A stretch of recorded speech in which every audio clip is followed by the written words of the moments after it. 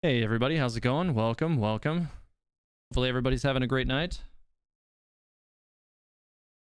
How's it going, Rev? How's it going? Welcome. Gelano. Pigeon, welcome back. Dr. Magoo, how's it going? Hello, Historian. Hello, adventurers. Well, welcome. All right, so thanks everybody for being here. I'm gonna go ahead and get right into this here, especially since I'm starting a couple of minutes behind what I wanted to. The first thing we're gonna start with here is we got a teaser trailer for Eula late last night. So I'm gonna talk a little bit about that trailer first, but in order to begin that, I'm going to go ahead and play that trailer, which actually should play audio the way it's supposed to this time. Unlike the last one, I promise. I tested it this time, so it should be working. So I'm going to play that now.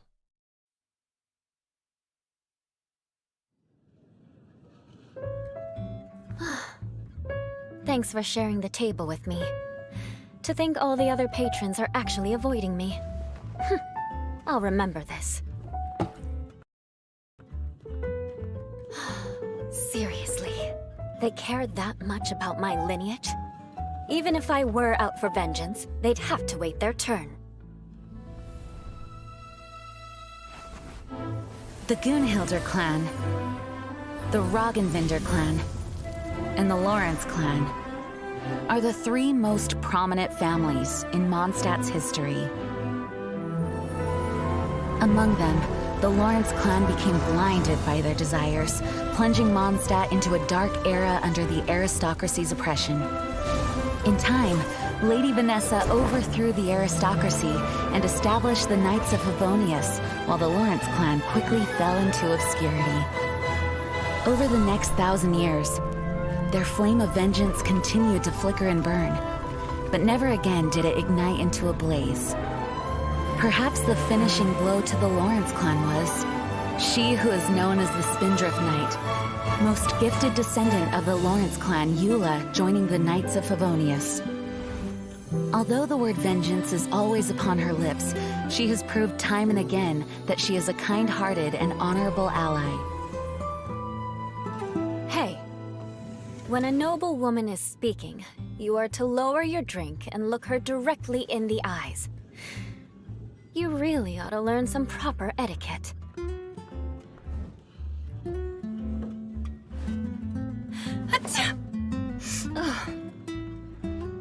I bet it's that Gunhilder girl talking about me behind my back again.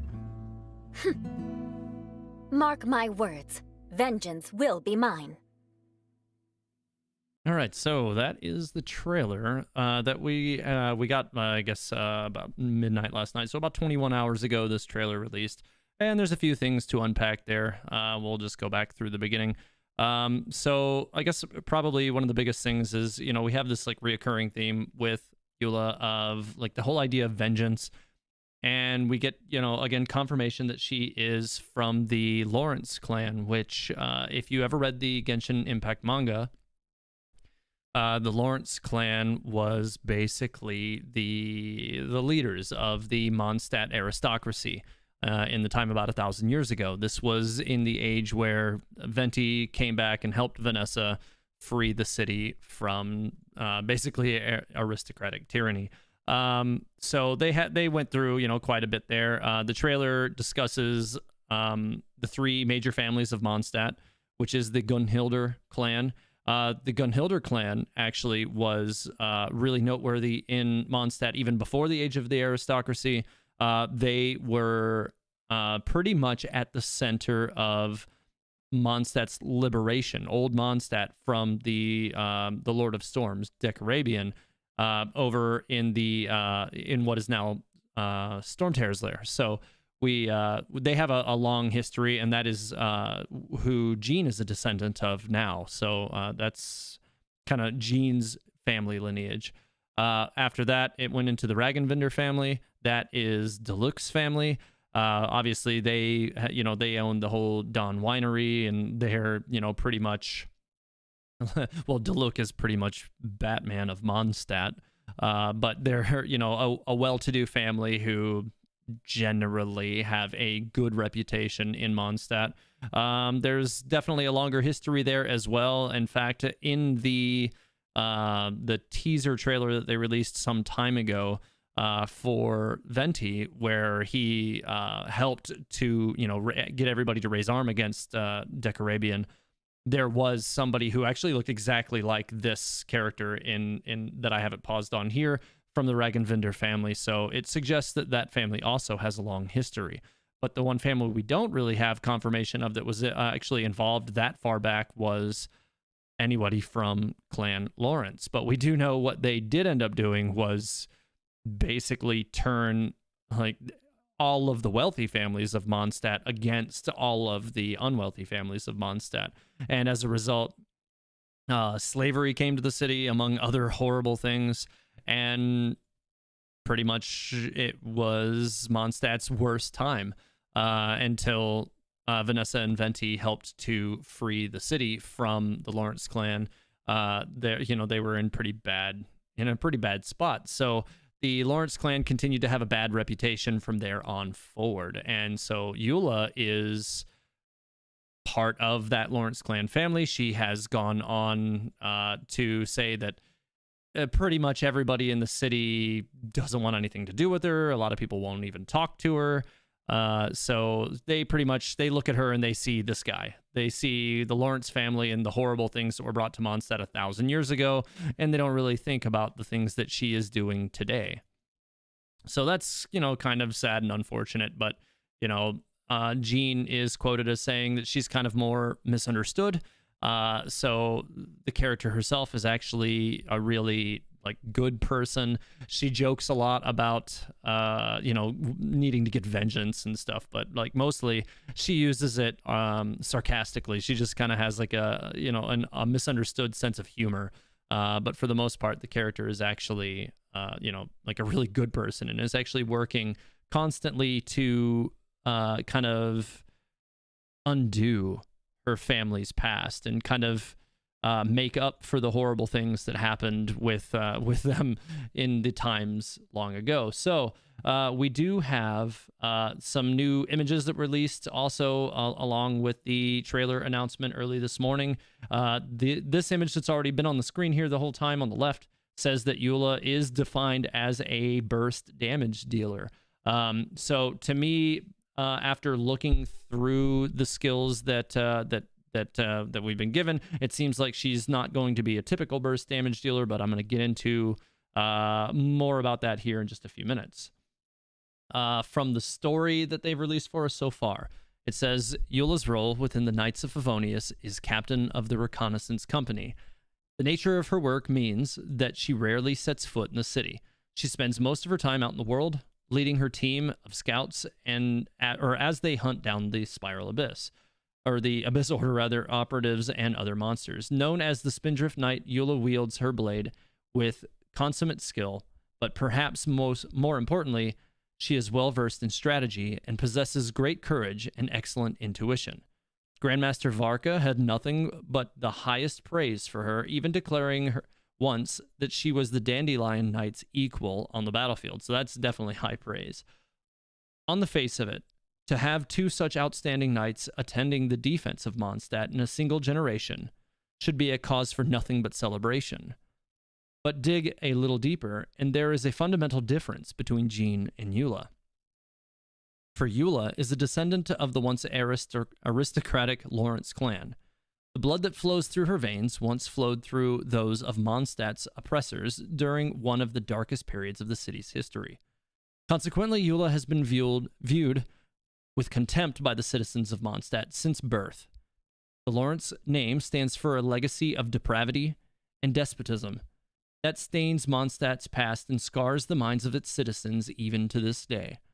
So whenever Eula appears, old wounds resurface. People despise the aristocracy, and this does no favors for her reputation. However, Eula is strong-willed, and in spite of everything, she joined the Knights of Favonius and rose to the rank of captain. When people in the city voiced their reservations, she would respond head-on, claiming that her chosen course of action was out of a desire for vengeance. This matter-of-fact confession would alarm them all the more, and has convinced everyone that she joined the Knights of Favonius, only to serve as a mole for the former aristocracy. One person who sees things differently is acting Grandmaster Jean. In fact, she speaks rather fondly of Eula. And it has a quote from Jean that says, all the rumors are groundless. The Spindrift Knight is simply misunderstood. That's all. So that goes to show that like the people who are actually Knights of Favonius actually do see her for what she is. They have several voice lines or voiceovers, I guess, that we'll be seeing from the character when it comes into the game. She introduces herself as the Spindrift Knight, which I have the worst time not thinking about a weird drink that I've seen at Starbucks every time I hear that name. But I'm going to move right on past that. I extend to you my greetings. What's that? Yes, Lawrence and the evil aristocrats of historical infamy.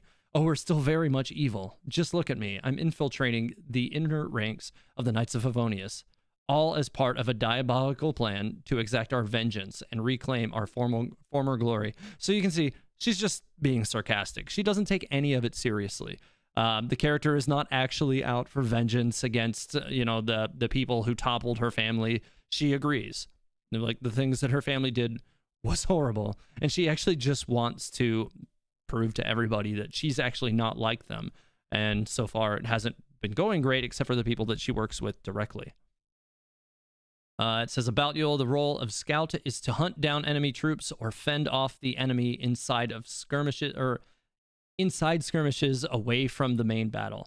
There aren't a whole lot of rules, which suits my style very well indeed. So it seems like she's kind of a loner. She probably is used to working on her own, and that probably suits her well because most people don't seem to want to be around her. The life of a Lawrence doesn't include much worth talking about. Basically, whatever you say, whatever you do, people will always despise you and treat you like a potential threat to society. It's nowhere near as bad as it used to be, though. Before I joined the Knights, good grief, I couldn't even buy groceries. Even Good Hunter and Mondstadt General Goods wouldn't take my money. I literally had to go out and hunt on my own and cook it over a campfire if I wanted to eat dinner. So you can see, before she was a Knight of Favonius, she had a pretty hard life. The whole concept of her, being branded a pariah definitely it holds true. Most people are not kind to her. It says Eula's into all sorts of cool things, quote unquote, sipping a nice cold drink, sitting in a canyon, feeling the biting wind howl past her face, or diving into a lake at the foot of Dragonspine, waiting for you to stroll by unsuspectingly, so I can sneak up behind you and drag you down into the icy depths. So she definitely has a bit of a dark sense of humor. It's like, hey, I wade in cold pools in Dragonspine so that I can drown you. Yeah, I guess I can see why people misunderstand her sense of humor. It says her favorite food is making her own treats, but not always the typical sweet treats, though, for example, a chilled tomato and aspic jelly egg rolls pairs very nicely with ice-cold glass of berry and mint punch. The most important thing is that they leave the people who like eating them with big smiles on their faces. And then it has a quote from Amber. Eula is a great friend of mine. You just need to get used to her sense of humor and you'll get along fine. The only reason she's misunderstood by so many people is her family name. How can I get them to see her for who she really is? So here you see, again, another instance of one of the Knights of Favonius who recognize that she's not what everybody makes her out to be. So I'm really looking forward to seeing her placement in the story as her story, should be releasing along with her on her main release day. So we should be, kind of diving more into her personality with that. And hopefully, she'll be working to kind of overcome that popular opinion. So let's go ahead and move on now into the images here that I have for her combat abilities. So it shows here that she's got up to 5 consecutive strikes. There's been some talk saying that it's clearly 7, but I would think that this is probably more along the lines of characters like Zhongli or Xiao, who has a divider on certain hits. So those hits will actually be divided by how many additional hits. So there's probably a couple of hits in there that are divided by 2 to produce that 5-hit overall damage. Her charge attack standard, like everybody, like a lot of the other Claymore characters, she stands and kind of just swings wildly in front of her. But it does seem to have a slightly different animation than some of the other ones who have that wild swing forward animation. She doesn't have the spin. So it looks like, I can't think, and somebody please correct me if I'm wrong, I don't think we have any 5-star characters who have the spin. All of the 5-star Claymore characters seem to have the swing animation. But please correct me if I'm wrong. I don't think so, though. All right, so the next one should go over her main skill, which has 2 forms. It has a tap, which says it slashes swiftly, dealing cryo damage when it hits an opponent. Eula gains a stack of Grimheart that stacks up to 2 times. These stacks can only be gained once every 0.3 seconds. It also increases her resistance to interruption and defense. That's really good, especially if you're going to be using this character as a primary. That'll definitely be really, really helpful. So it seems like, based on the way the tap of the skill is designed, with it saying that it can only be gained once every 0.3 seconds, I expect the tap will have a very short cooldown. I don't know exactly how long a cooldown yet, because they haven't released that detail, but it also has a hold version, as with all the skills that have a tap and hold. So the hold variant says it consumes all stacks of Grimheart, so the 2 stacks that you can build, and lashes forward, dealing AoE cryo damage to opponents in front of her. If Grimheart stacks are consumed, surrounding opponents will have their physical resistance and cryo resistance decreased. So you're going to be increasing both the damage of your white and your cryo damage at the same time from releasing those stacks. So that's a pretty big deal for making this character a really effective both burst dealer as well as a primary. Because you're going to increase all of the different damage forms that she can push out. Each consumed stack of Grimheart will be converted into an Ice Whirl brand that deals cryo damage to nearby opponents.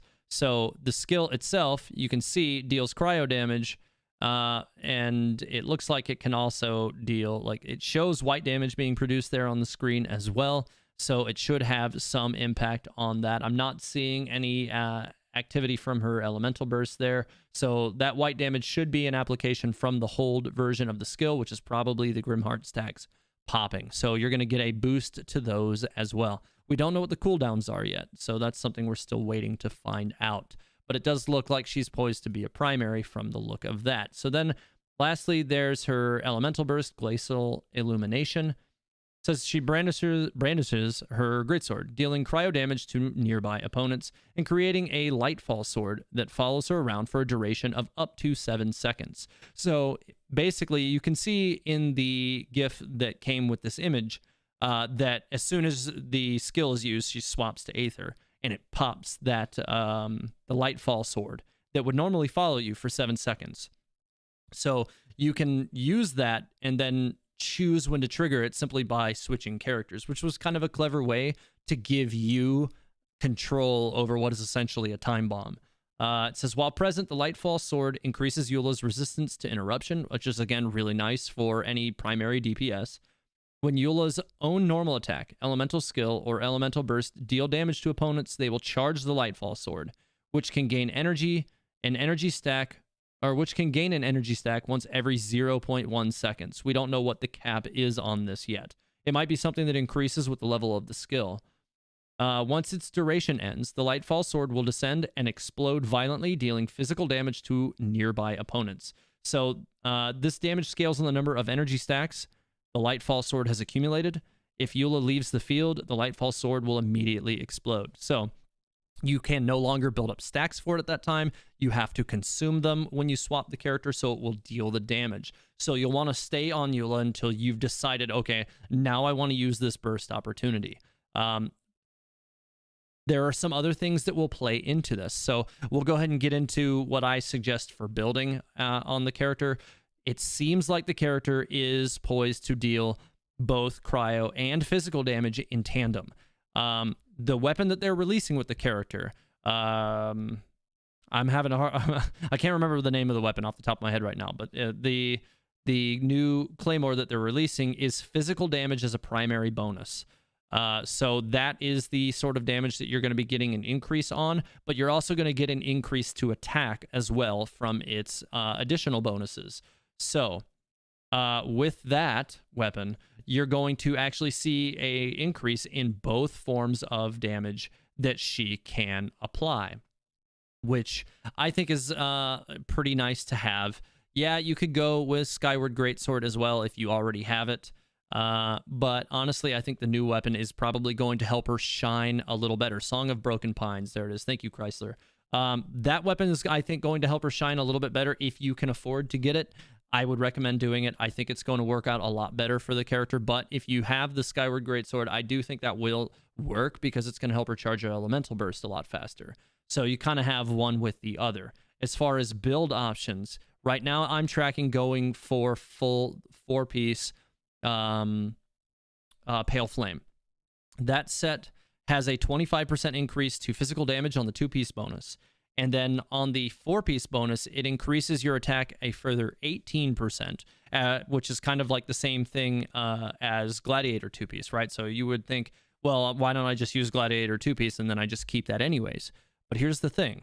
When you get 2 stacks of the 4-piece set in Pale Flame, it doubles the effectiveness by one. It makes a 100% boost to the 25% physical boost that you get from the 2-piece bonus. So you get 50% physical and 18% attack bonus on top. So that set will increase both your physical damage and your cryo damage at the same time. Now, granted, attack is not as effective in increasing your cryo damage as a cryo elemental bonus would, but it will increase both at the same time. This is kind of one of your best of both world type options. And since her elemental burst and her elemental skills deal both white and cryo damage at the same time, you want to be able to increase both of those things at the same time.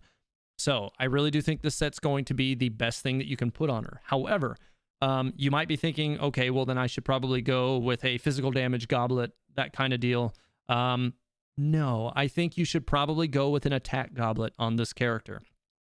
And again, this is because attack will increase the damage of both the white and the cryo damage at the same time. If you only increase one or the other will suffer. If you balance them both, you should see consistent damage across the curve. This is going to make her a more reliable primary DPS. If you want to build her as a damage dealer, then you could lean into the cryo on one side, or you could lean into the physical on one side and just go for the burst hits on one end of the spectrum. But if you want to use her as a primary or a secondary DPS, you probably are going to want to focus on attack for the goblet. And then, you know, try to get as much crit damage and crit rate as you can across all of your other artifacts. That's what I'm already working on. I've already got several pieces built up for her. I'm hoping to have a full set ready to go for her immediately on day one. I will be running a stream on the release day. I'm going to get her. I'll roll for her on the stream, and then I'll go ahead and, set her up with what I've already got built for her and kind of roll with it from there. That's what my plan is. As far as party building, again, if you're using her as a primary DPS, her goal is obviously to deal both white and cryo damage simultaneously. However, if you're using her as a primary DPS, then obviously the white damage is going to be where a lot of your damage is going to come from. That goes without saying because your normal attacks are what you're depending on. Well, she's a cryo character, right? So, and you're dealing white damage. So you should be looking into a superconduct situation. You want to use superconduct because that will further reduce the resistance to physical damage to everything that you're fighting, especially if you find yourself fighting ruin guards, that sort of thing, who have high physical resistance. So you're going to want to try to find a spot for a good electro character in a party with Eula. I think that's going to be huge. If you want to further stabilize her production, her crit rate, try to get yourself cryo resonance. I'm kind of tracking going with cryo resonance on her team. I'm thinking I'm probably either going to pair her with Chi-Chi as a all-purpose healer to get that cryo resonance, or Rosaria just to give me additional cryo and cryo resonance on the field. But right now I'm kind of leaning towards Chi-Chi. But then after that, I have a couple of other positions that I still need to decide on. But right now I am thinking cryo resonance to help further stabilize that crit rate. I think that's going to be a big deal as far as making sure that as a primary DPS that she is a reliable producer. Beyond that, A good character to use for Electro production. Characters like Beto, if she's built, her elemental burst is going to help you, keep a lot of superconduct opportunities on the field while you're using Eula as a primary. Fischl will also be phenomenal at that. If you have a well-built Kuching, every 6 seconds you can put it back on the field anyways. So, I mean, you basically will never have it down, even with Kuching. And Kuching will give you more field mobility. So if you need to get around the field a little quicker, that character will help you do that as well. So I think she will also be a good pick. For me, I am looking at going with Kuching in that spot because I haven't actually given her a solid party role yet. Like, I haven't actually assigned my Kuching to a team, so I probably will be assigning her to a team with Eula functioning as the primary DPS. But we'll see. I may also play with Fischl in that role and see which one I kind of like better. And if that ends up happening, then I'll use Kuching for another party. But right now I'm tracking using her for that. As far as a fourth slot in this team, I haven't really decided exactly what I want to do with the last slot in the team. Probably going to go to I'm really leaning towards using Child in that last slot. I've been meaning to build him for quite some time, and having Child there to produce hydro reactions will give Eula the opportunity to proc Shatter, which is just more free damage on the field. You need a Claymore or a Geo character to actually utilize Shatter properly when you have frozen enemies.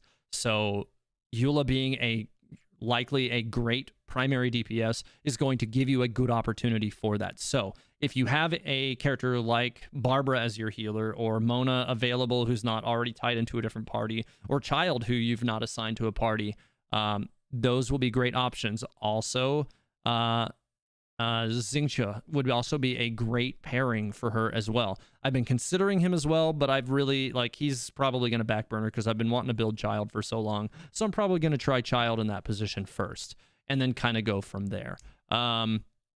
If you want to get melt opportunities, I do think that Yanfei could be another good option because anytime you swap to Yanfei, when you've been attacking with Eula already, you're going to pop in and get those melt opportunities. So you're going to get 2x damage every time you drop Yanfei out onto the field. You also would be able to get good returns from characters like Klee or Hu Tao or any of the other Pyro units for that 2x damage. So that's definitely a good opportunity there as well. So I'm kind of on the fence right now between having Hydro to pick up those shatters or being able to sidestep kind of the weak zone of Cryo with a Pyro character so that I can pick up Melt and just kind of go to the opposite side of the spectrum. And that'll help me pick up a little bit more rounded utility for the team as a whole. Whereas if I go with a Hydro character, there's still a lot of interactions where I may not be able to sidestep them. But in most situations will still be manageable, unless, of course, you're up against something like a Cryo Slime or a Cryo Abyss Mage. Those are the kind of things that would really cause trouble with a team who does not have a Pyro character.